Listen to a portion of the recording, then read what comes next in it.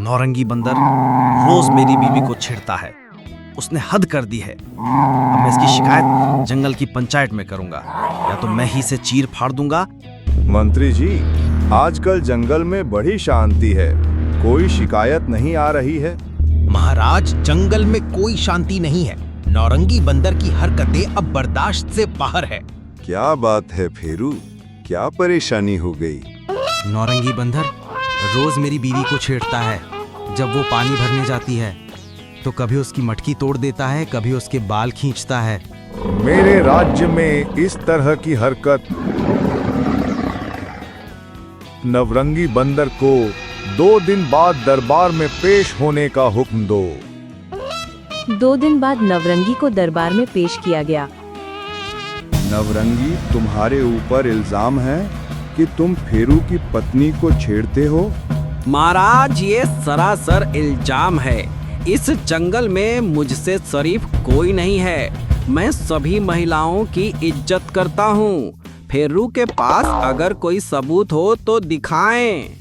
फेरू, तुम्हारे पास क्या कोई सबूत है? फेरू के पास कोई सबूत नहीं था, जिससे राजा ने बंदर को छोड़ दिया। फेरू निराश था, लेकिन राजा के पास नवरंगी को रंगे हाथ पकड़ने की योजना थी। उसने खुद फेरू पर नजर रखने का निश्चय किया। महाराज, क्या आप सच में नौरंगी पर नजर रखेंगे? जंगल का राजा होने के कारण मेरा ये फर्ज है कि जंगल में किसी भी जानवर के साथ अन्याय न हो। कुत्ते की इतनी हिम्मत कि वो मेरी शिकायत करेगा। अब इस कुत्ते को सबक सिखाना ही पड़ेगा। देखता हूँ शेर इसे कब तक बचाता है।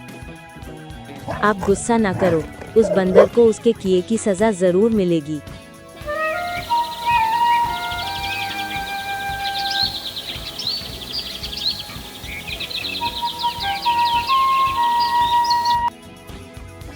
अरे रे, भाभी जी कहाँ जा रही हैं? हमारा हालचाल तो पूछा नहीं। आपसे सुंदर इस जंगल में कोई नहीं है।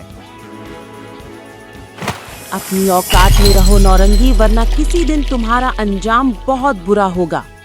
नाराज क्यों होती हैं भाभी जी? मैं आपको रानी बनाकर रखूंगा।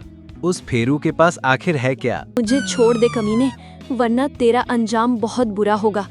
बंदर को नहीं पता था कि जंगल का राजा शेर और लोमड़ी कई दिनों से उस पर नजर रखे हुए थे। शेर दूर से ही बंदर की सारी करतूत देख रहा था। महाराज, ये नवरंगी तो सच में बहुत बदतमीज है। देखिए किस तरह फेरू की पत्नी को परेशान कर रहा है। देख रहा हूँ लोमड़ी, अब इस नौरंगी की खैर नहीं है। इसने अपनी हरकतों से पूरे जंगल को शर्मसार कर दिया है। इसके लिए इसे कठोर सजा दी जाएगी। नवरंगी, आज तुम रंगे हाथ पकड़े गए हो, अब तुम्हारी खैर नहीं है। महाराज, मैं तो मजाक कर रहा था। बेवकूफ बंदर, तुम मजाक कर रहे थे। तुमने पूरे जंगल को अपमानित किया है। तुम्हारा मजाक अब पूरा जंगल देखेगा। राजा ने बंदर को बंदी बना लिया और जानवरों की एक सभा बुलाई। नवरंगी रंगे हाथ पकड़ा गया था। अब उसके पास कोई रास्ता नहीं था। जंगल का कानून तोड़ने वाले नौरंगी को जंगल की सभा द्वारा कठोर दंड दिया जाता है।